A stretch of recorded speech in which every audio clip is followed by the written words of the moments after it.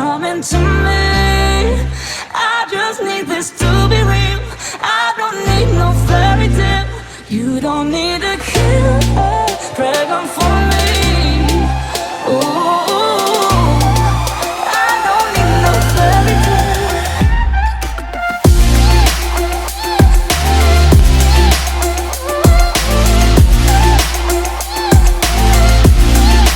I don't need no. We run and go still. Merci. Merci beaucoup et bonsoir. C'est un honneur et un plaisir, évidemment, d'être là ce soir, ici à Grenoble, après la réussite de la première édition l'an dernier. Bonsoir, et je vous laisse inaugurer cette seconde édition en préambule. Il y a un an, effectivement, nous lancions cette belle aventure, qui est une aventure de gens simples, des gens qui ont envie d'aider, des gens qui ont envie de se rassembler. Nous avons choisi le cercle. Et le cercle, c'est le cercle athlétique de Champollion, premier club omnisport à Grenoble, qui a été créé en 1892 avec l'effigie du serpent et du dragon, dompté par le lion lors des grandes inondations à Grenoble. Donc si on n'est pas dans la mémoire, on ne le sera jamais. Et je m'arrête là-dessus. Merci beaucoup, Hervé. C'est eux qui vont ouvrir le bal. Christophe Ferrari, le président de Grenoble-Alpes Métropole. Jacques Revaux, le président des Brûleurs de Bourg. Stéphane Renaudet, le président du GF38. Et évidemment, ce soir, c'est un moment particulier au service de cette attractivité, au service de nos athlètes, avec qui nous avons une profonde fierté. Et tout ça forme un équipe-pote qui doit mettre en exergue notre territoire. Le club progresse, le club avance. Maintenant, nos objectifs, c'est de stabiliser en Ligue 2. C'est quelques petits clins d'œil sur le territoire. 3 minutes, pas plus, hein. Ok. On s'est dit, les sportifs sont formidables, et comment on va les aider? Avec un personnage comme Hervé qui a consacré sa vie au handicap, moi qui ai consacré ma vie à la jeunesse, au sport, c'était un jour obligatoire qu'on se retrouve dans un grand cercle. Elle va nous permettre d'aider financièrement un certain nombre de sportifs. Essayer de mettre en place une courroie de transmission entre le mouvement sportif et le monde économique. Vice-championne olympique, vice-championne du monde, notamment en lancer de 10. C'est Mélina Robert-Michon qui est iséroise, évidemment. Non, ça n'a pas été facile, mais je pense qu'on en revient toujours au même. Moi, j'aime ce que je fais et j'ai envie de le faire partager. Eh bien, nous investissons dans le sport. Alors, ce n'est pas une compétence obligatoire, mais nous y tenons et notre président y tient. 2 podiums au championnat du monde des moins de 23 ans. Donc, tout d'abord, je voulais vous remercier de m'avoir invité ce soir. Financièrement, ouais, c'est assez compliqué. L'aviron, c'est un sport qui est très onéreux. C'est du matériel de qualité, on y fait très attention, mais ça coûte cher. Qu'est-ce qu'il aurait besoin? Alors c'est un accompagnement en plus du sport. Comme Laura disait, c'est avoir un matériel qui est un peu à la pointe de la technologie. Ce qui est sûr, c'est qu'aujourd'hui, l'équipe de France qu'on présente, elle est sur le même niveau de performance qu'il y a 20 ans.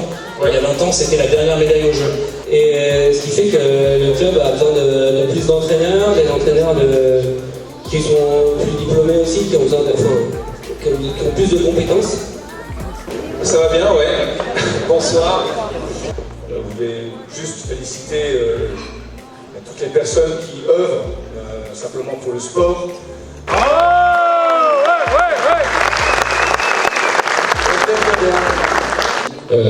On prend ces moyens-là, puis ils réussissent à avoir les performances, puis à aller chercher les médailles, que ce soit aux Olympiques ou dans les championnats du monde. C'est exceptionnel. Fait un gros bravo à tous ces athlètes. Les JO, bonsoir. C'est une grande chance d'avoir les Jeux à domicile. Je pense que même pour les personnes qui sont très très haut niveau et qui ont pu avoir des médailles olympiques dans le passé, auraient rêvé de pouvoir le faire à domicile. Ensuite on fait 10h10, 13h. C'est précis, hein. 14h15.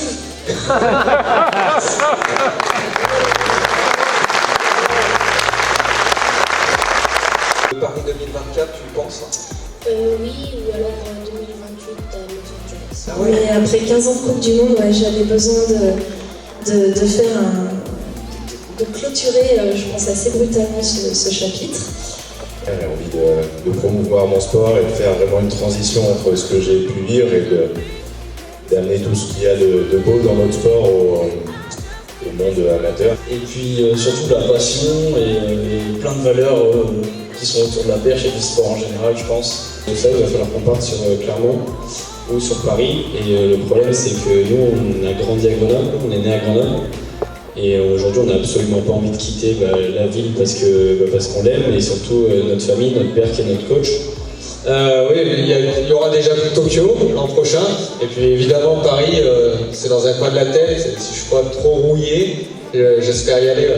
Les valeurs que j'essaie de véhiculer à travers mon sport, etc., je touche, je serais ravi de partager quelque chose avec vous. J'ai toujours beaucoup d'émotions quand je parle de foot. Il a joué, comme vous le savez, 95 matchs en équipe de France, et puis vous devez savoir que ce soir son maillot allait être mis aux enchères et il a marqué il y a 3 jours son 38e but en équipe de France, une formidable tête. Donc je crois que c'est quelqu'un qui vraiment a très très envie d'honorer Grenoble, d'honorer son club d'origine, d'honorer sa région. Merci beaucoup, Alexandre Chiron, merci à vous. Réaliser les objectifs qui sont les nôtres maintenant, avec les 25 athlètes qu'on a en représentant du ski nordique, le fond et le biathlon, voilà, il y a le Vercors qui nous a tendu la main, sinon la structure aujourd'hui n'existerait pas. Pour parler d'entreprise, de sa relation avec les sportifs. Et je leur ai dit une chose, vous savez que le lion, c'est le roi des animaux, et pourtant 85% de sa vie est des échecs. 7 fois sur 10, il loupe sa proie. Et pourtant, il est persévérant et il devient le roi de la jungle. Donc j'ai envie de dire à ces sportifs, soyez persévérants, et même si parfois il y a des échecs, retenez que ce qui fonctionne bien, travaillez vos forces et continuez parce que vous donnez de l'émotion aux collaborateurs et vous donnez de l'émotion aussi à nos clients. C'est important d'aider aussi les sportifs de notre territoire, de l'Isère, qui brillent dans le monde entier. Il n'y a aucun sportif qui s'est plaint.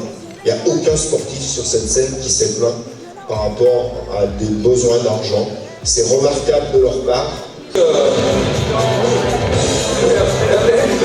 Donc, on va pouvoir mettre en application les valeurs du sport français qui sont excellence, respect et amitié. Bon, merci beaucoup. Tout est possible quand rien n'est obligé.